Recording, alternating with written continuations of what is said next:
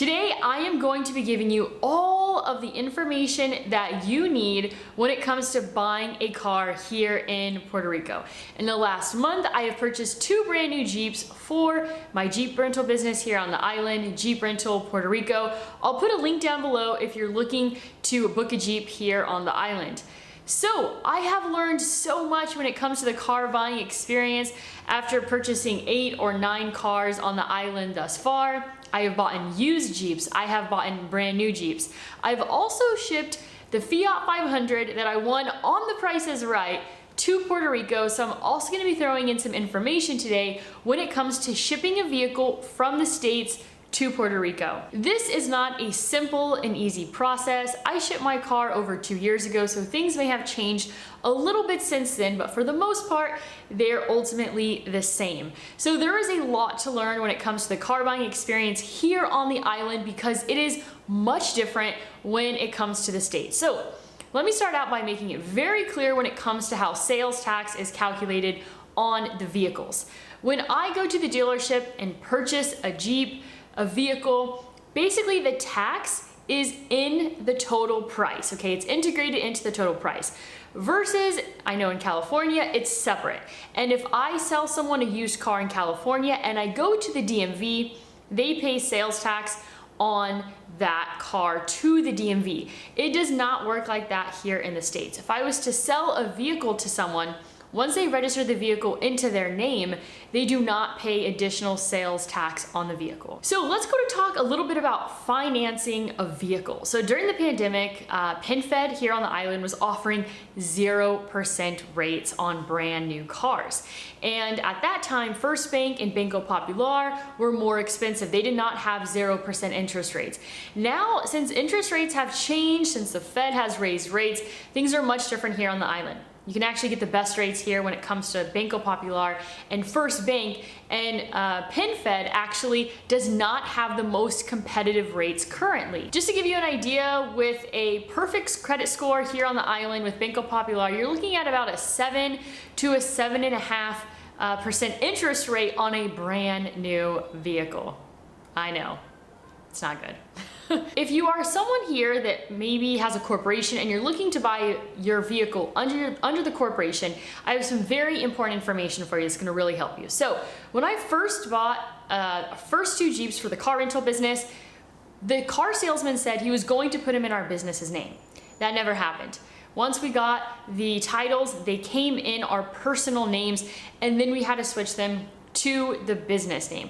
I think part of the problem is you actually have to have your business established for 2 years before you can get a loan through the bank through your business. So that is one complication that I did run into. One thing to be aware of is that when it came to running the credit to get the loans through the bank here on the island for the vehicle purchases, so for example, a month ago we bought a Jeep and we did it under my business partner's name, and they ran 3 hard inquiries on her credit, and we were told that they were going to take away 2 of them. She checked several days later and that wasn't the case. I don't know if this is something that happens often, but it's just something that you should absolutely be aware of. They might run hard inquiries on your credit multiple times. I don't know if that's common, but it seemed a little bit out of the ordinary. So when it comes to insurance, insurance is not as expensive as you would actually expect here on the island when it comes to cars. So every year when you register your vehicle, basically what happens is you have to either show proof that you have insurance, or you pay $100 for basically like the government's insurance. And that is something that everyone has to pay for. When it comes to insuring a Jeep, if you are insuring it under your personal name and not through a business, you're not getting a commercial coverage on the vehicle.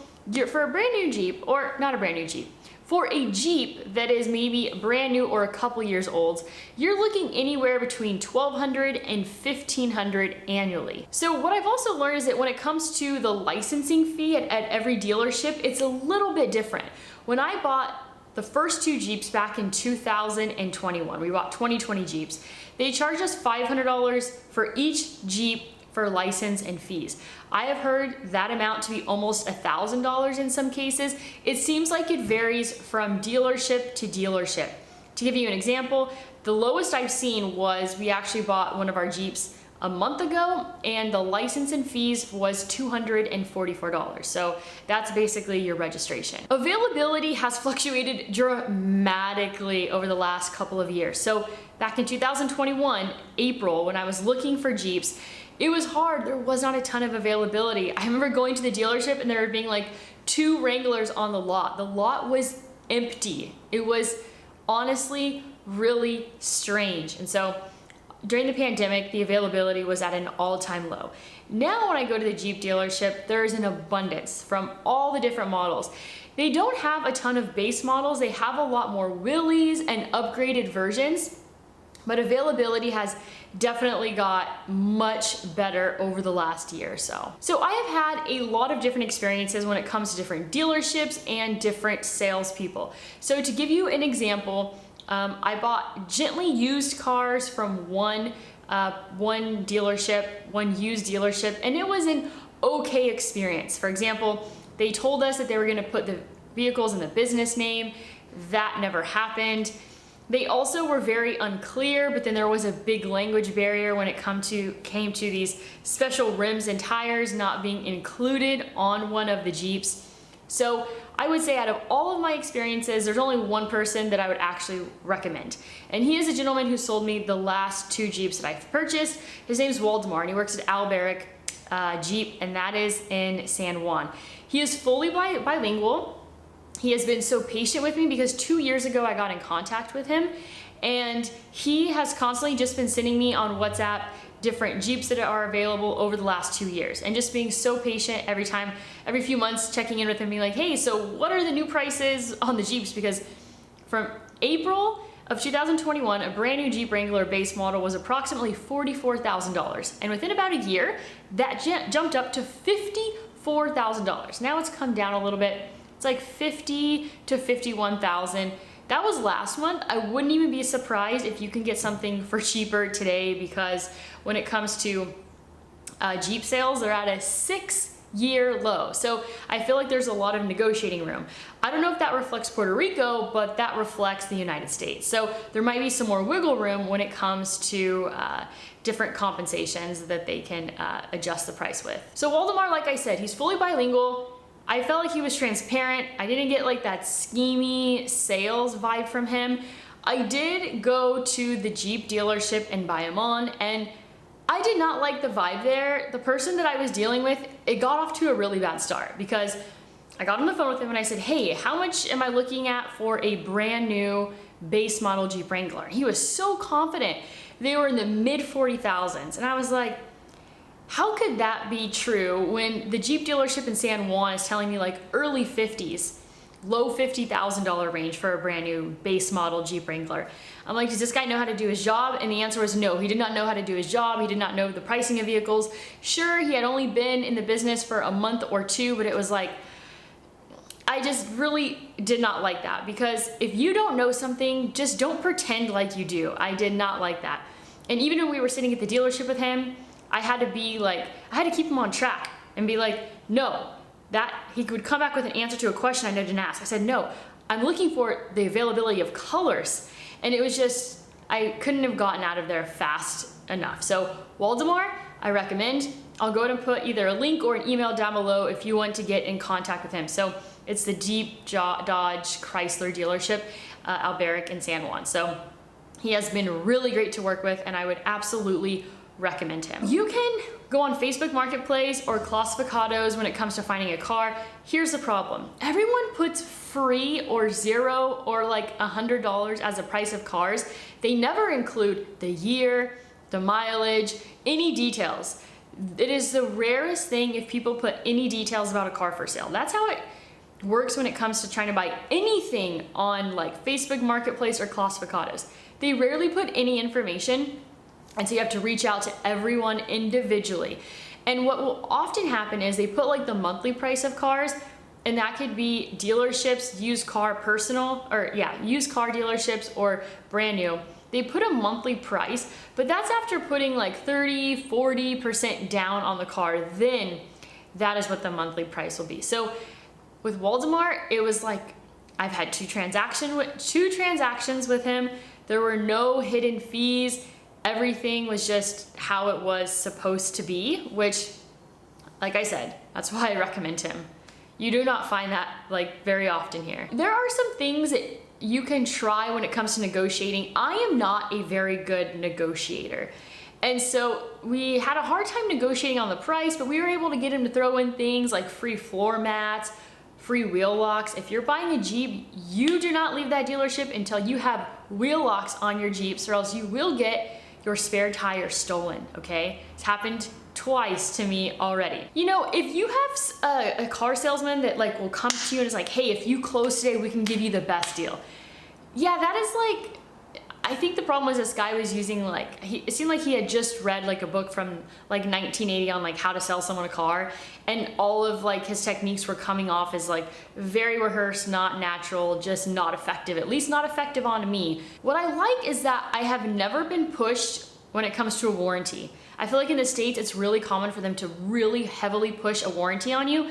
I did not experience that here, which is really nice actually, and I've heard other people have the same experience. So if you just moved to Puerto Rico and you're debating to have a car, to not have a car, or if you're in the process of moving here and you don't know whether you want to ship your car or not, so here's a few things. There is a website that you can use to estimate how much taxes you'll pay on a car if you ship here.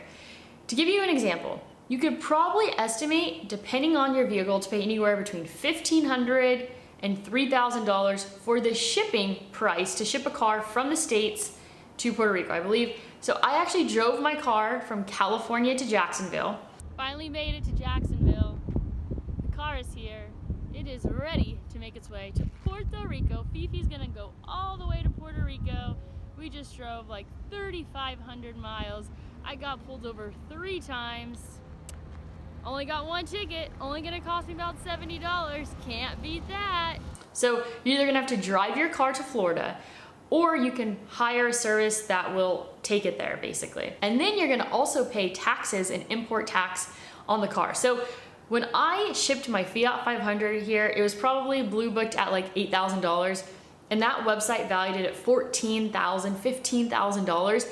So you pay taxes basically on whatever they value it as, and it's extremely inflated, unfortunately. Here's the thing, if you ship an electric vehicle here, and I think hybrids also count, you do not pay any import tax. You're still gonna have to pay the price to ship the vehicle over here, but you're not going to be paying any import taxes. Another thing to consider is that there seems to be this tipping point, and I think it's at about $50,000, where once a vehicle is valued at over 50, then it seems like the tax is even more ridiculous. It's almost like there's potentially brackets, like for vehicles that are valued at 50,000 or below, it seems to be like a 15 to 20% tax that they're gonna stamp on it. But then when vehicles start being worth over 50K, then it kind of feels like they have this like luxury bracket where then the percentage tax-wise is just absolutely ridiculous. A lot of people don't even ship their cars here because based on that website, it just doesn't even make sense.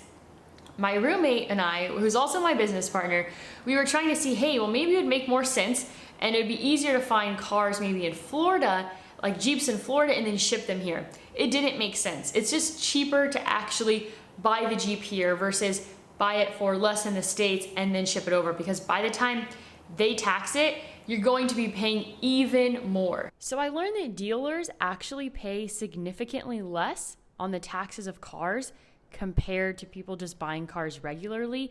And that's why it makes more sense to buy a brand new car here, because the dealer pays a lot less on taxes, but if you do the transaction yourself, you're gonna be paying much more. Okay, so if you are someone who is going to purchase a used car, maybe it's at a dealership, maybe it's from someone else, you need to be aware of a few things. You might be in a situation where you go to put the car, transfer it into your name, and it's gonna have a bunch of tickets or like fees when it comes to the tolls. And so you cannot transfer the vehicle into your name until all of that is paid for. So to give you some just examples, I think it was a Toyota Yaris that we purchased. So we went to go register it, because I think the ticket actually came afterwards, because there's like a huge delay when it comes to the police or the system reporting tickets.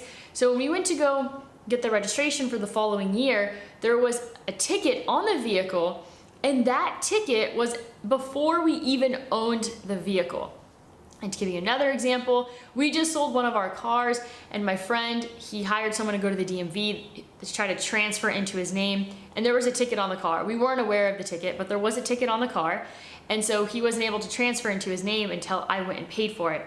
And in that particular case, because the vehicle was in a corporation's name, they wouldn't even allow his expediter to pay the ticket. They said you had to go to the treasury to pay the ticket, which I'm like, where the hell's the treasury? But then I realized someone said you just pay it at the bank. So I paid it at the bank, and then he was able to transfer it into his name. Just like quirky little things that you have to be aware of, they could save you a lot of time and money. Because this is the problem. You don't want to go buy a car that has like thousands of dollars potentially of taxes on it. And it could easily get that way, because I was accidentally in a situation where there was $3,500 in toll fees on my Fiat 500. I'm like, is this car even worth $3,500? So you really need to be cautious of that. Make sure you get like a current printout or a current report. But this is a problem. Let's say that the car got a ticket on it, because the ticket doesn't go to the driver, it's attached to the vehicle. So let's say, you buy the car and the ticket happened a month prior, but then it wasn't reported till after you bought the car, then you might be stuck. But in that case, it's probably going to be a couple $100s. The tolls are calculated faster, so you just want to be as aware as possible and get as much information as you can to make sure there are no tickets or fines attached to the car, because that can get you in a lot of trouble. The question I have is License & Co. This place is going to save you a ton of time. So it is actually located right above Supermax in Condado, and I actually went here to get my driver's license, so I took my photo here and everything. They go to the DMV for you, so you pay an extra fee so you can avoid going to the DMV. Another thing you should consider with this place is I have gone there to transfer vehicle titles. I sold my scooter to someone, and then I also bought a van from my friend. The process was both the buyer and the seller go with their Puerto Rico driver's license, and they do the transaction for you, and they call you when the documents are ready and you come back. So it's a great place to use in many cases. You can also get printouts for vehicles and the current fees or tickets that they have on them. And then there's also a Sesco app that you can use to check that as well. So just to give you an example, when it came to the 2 Jeeps that were recently purchased, we didn't have to put anything down on either of them. They did make us pay for the insurance all up front. So I firmly believe that the price of Jeeps are gonna start falling over the next year, but we really needed a brand new Jeep. So we bought one, and I'm like, okay, this is called dollar cost averaging, but we're applying it to cars this time. And it was actually great, because then we found a very special, unique deal on a brand new Jeep that was $41,000. So now we are dollar cost averaging down for the price of Jeeps. Like I said, if you want a Jeep while you're in Puerto Rico, which is the best way to explore the island, I have a link down below if you'd like to book a Jeep with Jeep Rental Puerto Rico. My business partner is like a complete master at getting everything delivered to our front door. She even got one of our Jeeps delivered to the front door. So we basically, when it came to Waldemar, we communicated with everything over WhatsApp. There was also, we had to pay $150 to basically have an accountant put together this like official document that verified the income. It's really stupid, to be honest with you. Tax returns should be more than enough, but for some reason, they want you to like pay extra for this document. So she was able to complete all the documents and send them to him, Waldemar, over WhatsApp. And then she was like, can you deliver it to our front door? And he brought it over. So he delivered the vehicle to our door. So if you want to, and yes, we have bought now 2 Jeeps without test driving them. Bad idea in Puerto Rico. They were brand new, so it wasn't a big deal. But like I said, Waldemar hooks it up. He will deliver the Jeep to your front door. And if you go through him, please tell him that I sent you. Another funny thing I experienced when I bought my first Jeep back in 2021 was before the documents and everything was complete, the salesman was like, oh, take the car home. I'm like, I'm not taking the car home. Like, I don't even own the car. So that was like a really funny, quirky thing too. Another thing with the car buying experience, there's just a ton of documents and it's a process. And I felt like signing all the documents is like more than signing if, you know, for buying a brand new house, I would say, or just a house in general. The amount of signatures needed was absurd. So when it comes to the marbete is basically an annual registration sticker that you get for your car. And you don't want to be caught with that one because they literally act like you're a drug dealer, and there's like 10 cops that like swarm you if you have like an expired marbete. It's ridiculous. So when it comes to the marbete, it's typically about $200. You typically don't have to, because you have to get your car inspected, and then you get this inspection report. The inspection's like anywhere between 11 and 20 bucks. You take the inspection, then you take the document showing, hey, I have no fines, and then you go to the bank and then you pay for the marbete and they give you the sticker.